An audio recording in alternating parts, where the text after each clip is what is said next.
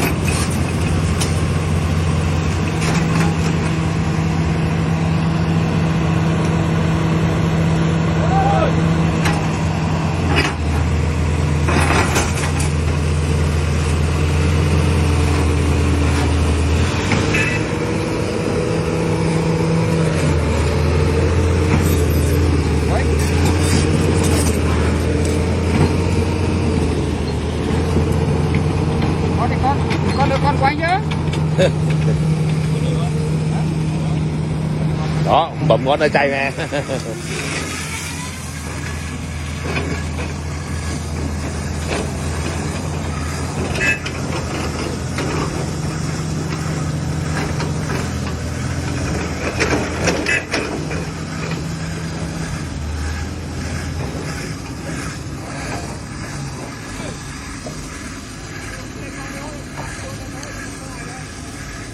Câu cho một viên cắt thôi, cắt mày không dâm ấy.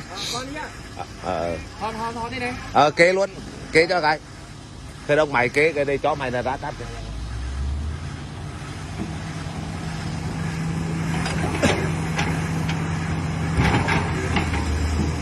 Không chung của anh ở thì cần ăn muối rồi.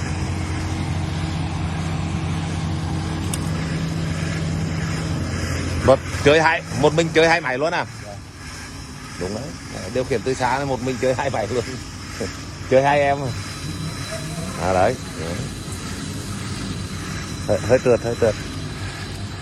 phải môi hơi căng, tiến lên tí, quay ngược lại,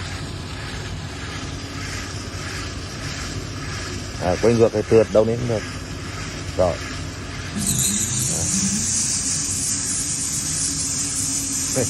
Thành điều chưa, một mình chơi hai máy.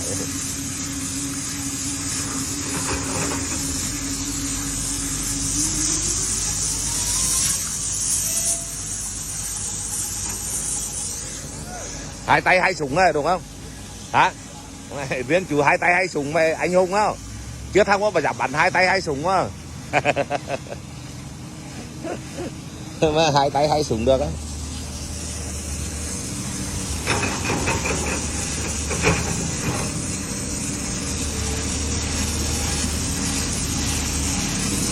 Một mình điều khiển hai máy luôn.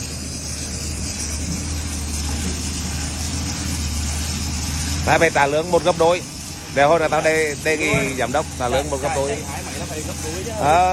Hai tay hai súng. Họ một súng bắn được có một tên với hai tay hai điều khiển hai máy luôn.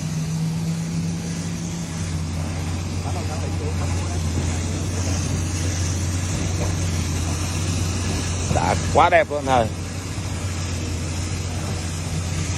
Trắng tinh.